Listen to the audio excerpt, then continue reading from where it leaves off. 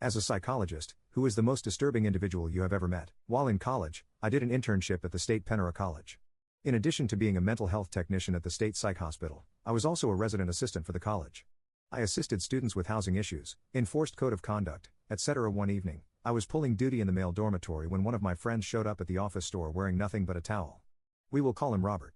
Robert asked if I would come get a girl out of his room as she was refusing to leave. I advised Robert that I was not his personal bouncer and he would need to handle his romantic dalliances himself. He explained that was not the case. He did not know the person. In his room, he had left to go take a shower down the hall. Communal showers in the men's dorms, and instead of having to carry the room key with him, he left a roll of toilet paper wedged in the door to keep it from closing. They locked automatically whenever shut. Safety measures. When he returned, there was a girl laying on his bed with her books strewn about as if she was studying. Upon seeing him enter the room, she began screaming and throwing books and pens at him and demanding he get out of her room. I knew Robert, and he was not one prone to lie or exaggerate, so I went to check. Sure enough, there she was. I told her she needed to leave.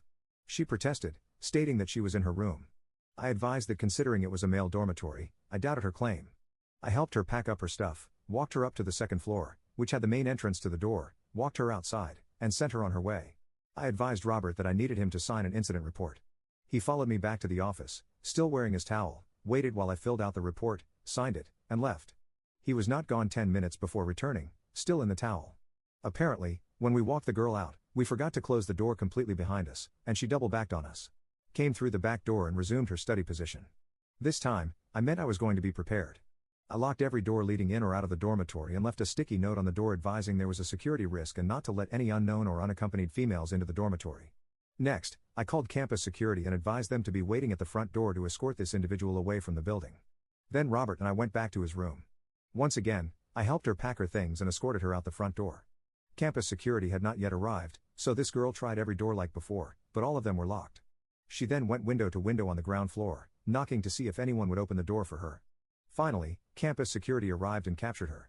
The girl had a valid college ID, so we looked up her residential dorm. It just so happened that she had been assigned as a roommate to a friend of mine.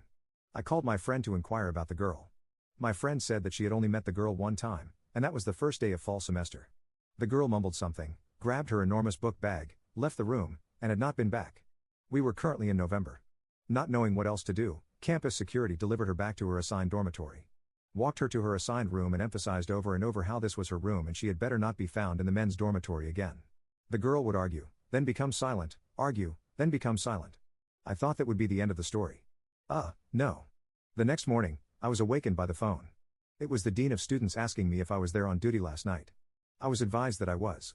He asked if I could come to the dormitory where this